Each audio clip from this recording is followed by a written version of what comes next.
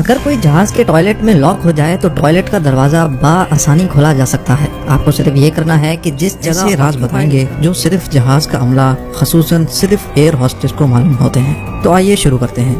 Number 7، اگر کبھی پرواز کے دوران جہاز میں کسی انسان کی موت ہو جائے تو ایئر ہوسٹس یا جہاز کا عملہ اس شخص کی باڈی کو آرام سے سیٹ پہ بٹھا دیتے ہیں اور کوشش کرتے ہیں کہ لینڈنگ سے پہلے مسافروں کو اس کی موت کا علم نہ ہو، کیونکہ یہ عین ممکن ہے کہ موت کا سن کر پرواز کے دوران دوسرے مسافروں میں افراتفری مچ جائے، جس کی وجہ سے جہاز اپنا توازن کھو سکتا ہے۔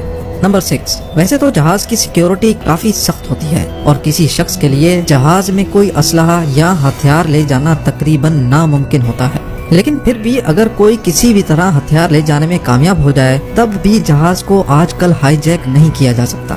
کیونکہ امریکہ، کینیڈا، فرانس، جرمنی اور دوسرے ترقی یافتہ ممالک میں جہاز کے اندر 1 یا 2 ٹرینڈ کمانڈوز کو مسافروں کی شکل میں بٹھا دیا جاتا ہے تاکہ اگر کوئی ایسی صورتحال سامنے آ جائے تو اسے ہوا میں ہی نپٹایا جا سکے۔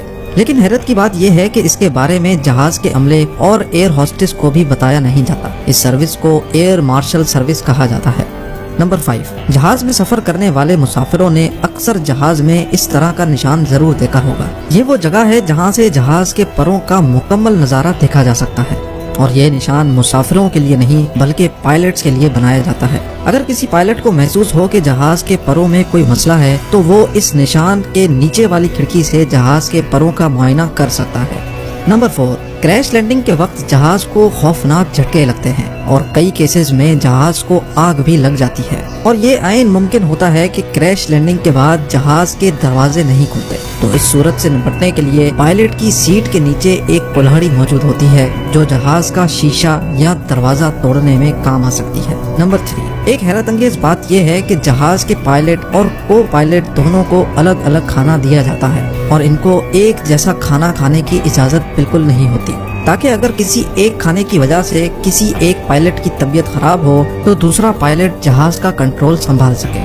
نمبر 2، اگر کوئی شخص جہاز کے ٹوائلٹ میں لاک ہو جائے یا بے ہوش ہو جائے تو اس صورتحال میں ٹوائلٹ کے باہر آکیوپائڈ کے بالکل اوپر ایک پلیٹ لگی ہوتی ہے جس پہ لیبارٹری یا ٹوائلٹ لکھا ہوتا ہے۔ یہ پلیٹ صرف ٹوائلٹ کی نشاندہی نہیں کرتی بلکہ اس پلیٹ کے پیچھے ایک خفیہ بٹن ہوتا ہے جس کو دبانے سے ٹوائلٹ کا دروازہ اپنے آپ کھل جاتا ہے۔ اور اب نمبر 1، جہاز میں طویل سفر پر اکثر مسافروں کو نیند آ جاتی ہے اور پائلٹس کو بھی۔